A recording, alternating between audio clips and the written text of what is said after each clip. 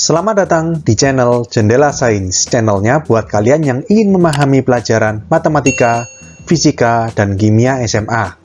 Di video ini kita akan membahas dimensi 3, part yang ke-16, yaitu tentang sudut antara garis dengan bidang pada bangun ruang. Simak terus video ini sampai akhir. Di part kali ini kita membahas sudut antara garis dengan bidang. Oke, di part-part awal kita sudah membahas kedudukan garis terhadap bidang itu ada 3 macam. Yang pertama, garis terletak pada bidang. Yang kedua, garis sejajar bidang. Dan yang ketiga, garis menembus bidang. Oke, kalau misalkan garis terletak pada bidang, maka sudut antara garis dengan bidang itu 0 derajat. Karena kalau misalkan garis terletak pada bidang, berarti kan garis itu menempel pada bidang. Atau dengan kata lain, sudut yang dibentuk antara garis dengan bidang itu yang nggak ada atau 0 derajat. Oke, nah kalau misalkan yang kedua, garis sejajar bidang gimana? Gini, misalkan gambarnya ya, ini ada bidang. Ada bidang, kemudian ada garis yang terletak sejajar bidang. Nah, gini. Maka begini, untuk mencari sudut yang dibentuk antara garis dengan bidang, coba kita perluas bidang ke kiri, ke kanan, ke depan, ke belakang, dan kita perpanjang garis sepanjang apapun. Kalau garis sejajar bidang, kan garis itu tidak akan pernah menyentuh atau bahkan menembus bidang. Terus gimana cara menghitung sudut yang dibentuk di antara garis dan bidang? Caranya adalah menggeser garis itu ke bidang, sampai menembus bidang. Nah, karena sejajar bidang, maka kalau kita geser garis itu sampai mengenai bidang, maka garis itu akan terletak pada bidang menjadi seperti ini. Atau dengan kata lain, garis ini yang sejajar bidang menjadi garis yang terletak pada bidang. Kalau garis terletak pada bidang, berarti sudutnya juga 0 derajat. Ngerti ya? Jadi dengan demikian, kalau misalkan garis sejajar bidang, maka sudut yang dibentuk antara garis dengan bidang juga 0 derajat. Oke, yang ketiga, garis menembus bidang. Kalau garis menembus bidang, gambarnya seperti ini. Ini kalau kalian lihat, ini garis G. Ini keterangannya terlalu kecil ya, ini garis G. Garis G ini menembus bidang alfa. Misalkan ini saya kasih nama bidang alfa. Kalau garis G menembus bidang alfa, maka sudut yang dibentuk antara garis G dengan bidang itu adalah sudut yang dibentuk antara garis dengan proyeksi garis terhadap bidang. Proyeksi garis G terhadap bidang alfa itu garis G aksen, masih ingat ya? Nah, sudut yang dibentuk antara garis G dengan proyeksinya, yaitu dengan garis G aksen, itu adalah sudut, misalkan theta di sini, ya ini. Theta ini adalah sudut yang dibentuk antara garis G dengan garis G aksen, atau dengan kata lain, theta adalah sudut yang dibentuk antara garis G dengan bidang alfa. Oke, paham ya? Jadi di sini kalian harus ingat prinsip proyeksi. Ya, jadi garisnya diproyeksikan, kemudian sudut yang dibentuk antara garis semula dengan proyeksinya itu adalah sudut antara garis dengan bidang. Oke? Kita langsung ke contoh soal. Pada kubus A, B, C, D, E, F, G, H dengan panjang rusuk A di samping, tentukan sudut antara A, garis AE dan bidang ABCD. AE itu kalau kalian lihat ini ya, rusuk tegak ini. Lalu ABCD itu sisi alas. Nah, hubungan antara garis AE dan bidang ABCD itu garis menembus bidang. Garis AE menembus bidang ABCD di titik A. Oke, kalau menembus bidang berarti kita harus cari proyeksinya. Proyeksi AE terhadap ABCD itu gimana? Ingat proyeksi? Proyeksi garis pada bidang itu bayangan garis oleh sinar yang tegak lurus bidang. Berarti karena di sini bidangnya horizontal, maka kita buat seperti sinar ya, sinar dari atas, sinar yang vertikal. Nah, kalau misalkan kita sinari garis AE dengan sinar dari atas, maka bayangannya apa? Karena AE ini vertikal, cahayanya juga vertikal, maka bayangannya berupa titik, yaitu titik A. Ya. Nah, kalau misalkan proyeksinya berupa titik, terus bagaimana cara menghitung sudutnya? Ingat, kalau misalkan proyeksi garis pada bidang itu berupa titik, maka garis itu tegak lurus terhadap bidang. Oke? Sehingga di sini kita tidak dapat buat segitiganya. Ya, segitiga yang seperti yang di depan tadi. Tapi, gini, yang ditanyakan sudut antara garis AE dan bidang ABCD. Tadi kan kita tahu, karena proyeksinya berupa titik, maka garis AE tegak lurus terhadap bidang ABCD. Kalau tegak lurus ya sudah, berarti jawaban soal A, sudut antara garis AE dan bidang ABCD adalah 90 derajat. Oke, paham ya? Kita ke soal B. garis EB dan bidang ADHE. EB itu ini, diagonal sisi, kita gambar ya, diagonal sisi EB. Dan bidang ADHE.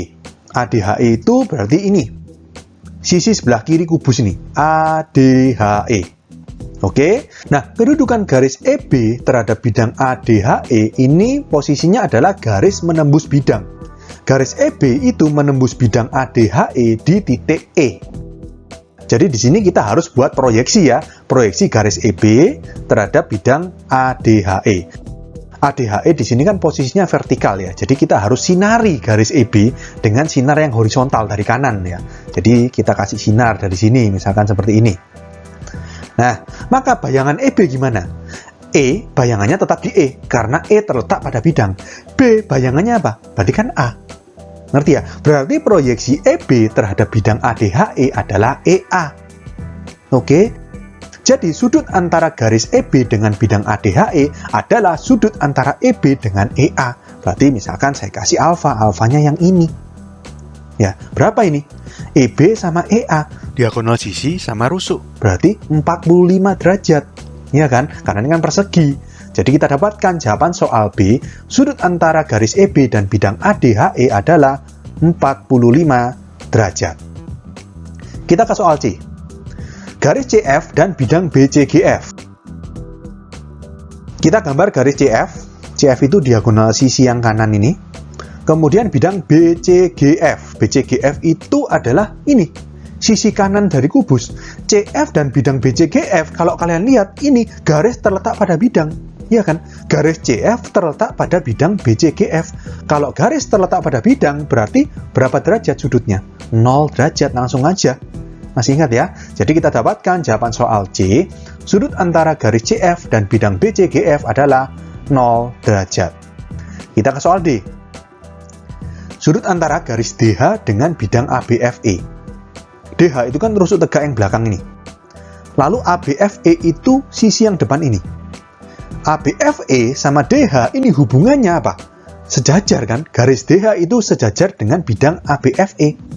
Ya, karena DH kalau kalian perpanjang ke atas sama ke bawah sejauh apapun, dan bidang ABFE kalian perluas ke kiri, ke kanan, ke atas, ke bawah, seluas apapun, maka garis tidak akan pernah menyentuh atau bahkan menembus bidang. Atau dalam hal ini, garis DH sejajar dengan bidang ABFE. Kalau garis sejajar bidang, maka sama seperti yang tadi, yaitu yang garis terletak pada bidang. Jadi kita dapatkan sudut antara garis DH dan bidang ABFE adalah 0 derajat karena garis sejajar bidang. Oke? Contoh soal berikutnya. Pada kubus ABCDEFGH dengan panjang rusuk A di samping, tentukan kosinus sudut antara garis AH dan bidang BDHF. AH itu kalau kalian lihat ini ya, diagonal sisi dari sisi kiri kubus. Kita gambar diagonal sisi AH. Kalau sudah, kita gambar bidang BDHF. BDHF itu bidang diagonal ya, kalau kalian lihat, kita gambar. Nah, seperti ini. Kedudukan garis AH terhadap bidang BDHF itu juga garis menembus bidang. Garis AH menembus bidang BDHF di titik H. Berarti kita harus gambarkan proyeksi. Proyeksi dari garis AH pada bidang BDHF. Di sini posisinya bidang BDHF kan agak miring gini ya. Berarti kita buat bayangan garis AH dari sinar yang dari kiri depan. Ya, sinarnya dari kiri depan harus tegak lurus terhadap bidang diagonal BDHF. Dari sini. Maka, kalau dari kiri depan, titik H bayangannya tetap titik H. Karena titik H terletak pada bidang. Sedangkan titik A bayangannya itu berarti ke sini. Di tengah-tengahnya BD, logikanya kan gitu. Jadi di sini kita gambar, ini garis putus-putus. Nah, ini bayangan titik A. Titik apa ini? Menurut kesepakatan, ini namanya S1. Jadi karena bayangan titik H tetap H, bayangan titik A itu S1, maka proyeksi garis AH pada bidang BDHF adalah garis HS1. Kita gambar garis HS1. Kalau sudah, berarti sudut yang dibentuk antara garis AH dengan bidang BDHF itu adalah sudut yang dibentuk antara garis AH dengan garis HS1. Berarti ini alfa. Dari sini sampai sini semua. Nah, seperti ini. Oke? Dan di sini karena proyeksi berarti di S1 ini siku-siku ya. Nah, seperti ini. Artinya, segitiga HAS1 ini merupakan segitiga siku-siku. Oke, untuk lebih memudahkan dalam membayangkan, kita gambar dua dimensinya ya. Kita gambar segitiga HAS1 sekali lagi. Oke, seperti ini. Ini H, ini A, ini S1. Jadi siku-sikunya di titik S1. Alfa yang ini. Oke, di sini kita disuruh mencari kosinus. Kosinus itu berarti samping per miring. Berarti HS1 per miringnya HA. Berarti kita harus cari ini. HS1 ini belum bisa kita cari ya. HA, kalau kalian lihat, ini kan diagonal sisi ya. Berarti kalau rusuknya kubus itu A, berarti HA panjangnya A akar 2. AS1 ini, kalau kalian lihat, AS1 ini kan separuhnya AC. AC ini diagonal sisi. Berarti kalau AS1 ini setengahnya, berarti setengah diagonal sisi atau setengah A akar 2. Nah, kita cari HS1 pakai prinsip Pitagoras. Ya, Pitagoras dari segitiga ini, HAS1.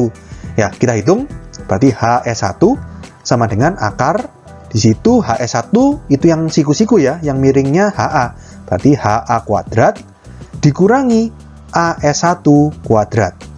Sama dengan akar, HA itu A akar 2 kuadrat min AS1 itu setengah A akar 2 dikuadratkan. Sama dengan akar A akar 2 dikuadratkan, akar 2 kuadrat jadi 2A kuadrat. Dikurangi setengah A akar 2 dikuadratkan, setengah dikuadratkan, seperempat akar 2 dikuadratkan, 2. Seperempat kali 2, setengah. Setengah A kuadrat. 2 dikurangi setengah itu 1/2 ya. Atau 3/2. A kuadrat. A kuadratnya bisa kita akar menjadi A akar 3/2. Kita rasionalkan. Kali akar 2 per akar 2. Berarti HS1 kita dapatkan sebesar A akar 6/2. Di sini HS1 tahu. Ya sudah. Berarti kita bisa langsung hitung kosinusnya ya. Cos alfa. Berarti sama dengan samping per miring. Berarti HS1 per miringnya AH. Berarti sama dengan HS1 A akar 6/2 per AH. AH itu A akar 2. A-nya dicoret. Berarti di sini akar 6/2 dibagi akar 2. Jadi sama dengan dikali 1 per akar 2. Ini ya. Akar 6, akar 2 dicoret berarti akar 3. Jadi tinggal akar 3/2 ya. Jadi cos alfa sama dengan akar 3/2.